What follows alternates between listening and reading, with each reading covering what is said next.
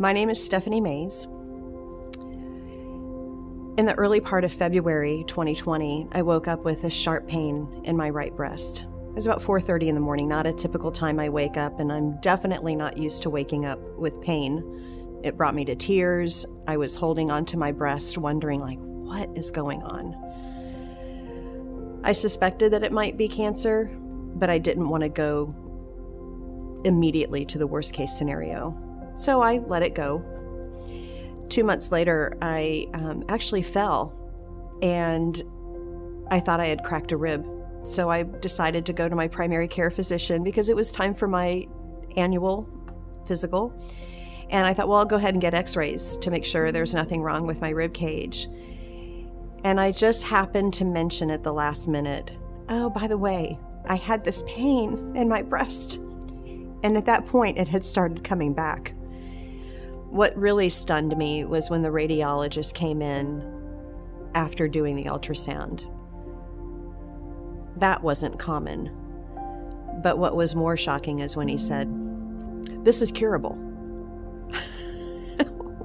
What's curable? What are you talking about? There was a 1.5 centimeter tumor in my right breast that had odd shapes and peculiar things that they said, this is curable. This is the beginning stages of what looks like breast cancer.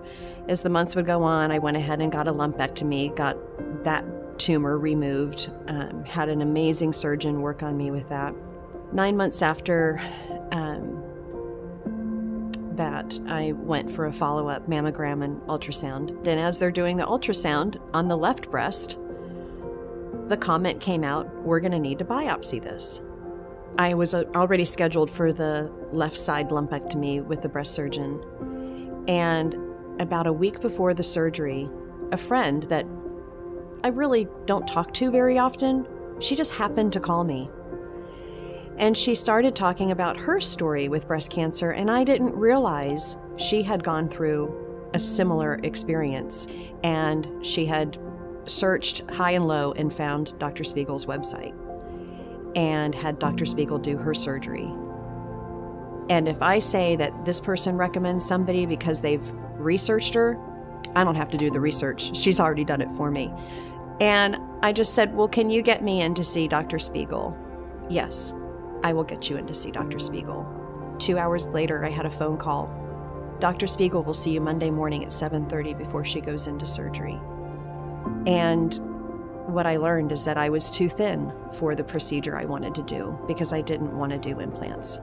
Dr. Spiegel put some humor into the whole thing, which was really quite fun. And she said, well, it's in November and we're coming up on Thanksgiving and Christmas. At least it's the best time of year to be gaining weight.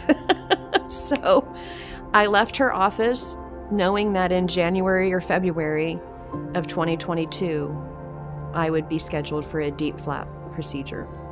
Just even the morning of that surgery, I was all prepared. I'd done all my homework, all of the things she said to do.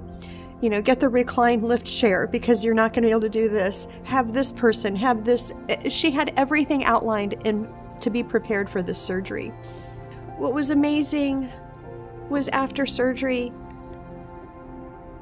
every step that they went through, you knew that they were doing a thorough check on the flaps. They were making sure everything was fine. For everything my body went through in that surgery, the ICU experience was better than anything I could have ever expected. I'll be scheduled for another surgery to kind of just make them even, kind of get some things taken care of. It's nothing critical, it's nothing major, it's more aesthetic. The value I take in that is that Dr. Spiegel's not rushing me. And she's actually given me the peace that give your body some more time to heal. There's a confidence that you need in your surgeons when you go through this process. You don't want them questioning anything. You want them to be 100% black or white, this is what's going on, and be willing to walk that journey with you. I've had these surgeries. It's still a shock that this has become part of my life, and yet I couldn't have asked for a better team to walk through it with me. I'm so fortunate. I'm so fortunate.